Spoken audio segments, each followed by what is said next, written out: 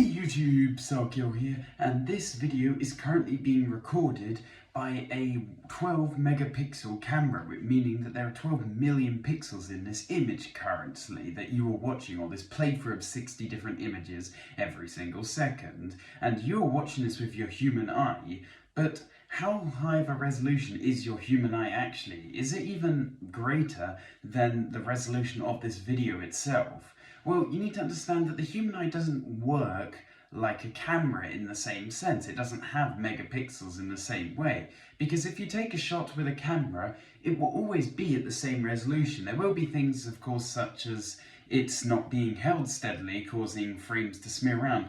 But there will always be the same amount of pixels per shot. So you can aim it at a place very quickly, or you can leave it there sitting there for a long time. There will still be the same amount of pixels. This is different with the human eye. If you suddenly glance somewhere, the resolution that you are seeing will be a lot lower than if you were to focus on an object for a longer period of time. Your brain quite often will just fill in the gaps on what's there. And that makes sense because this forms back when survival was a very common thing before we had all of our modern society. So the brain had to be able to fill in the gaps. And your field of vision, it isn't consistent as well. Unlike a camera, which will have the same pixel density across the entire image, your field of view, most of it is relatively low resolution. It's only really in the center 2 degrees of your field of view where the resolution is actually relatively high and is comparable to camera systems. But if you want a number, the number that is most often given is about 576 megapixels, which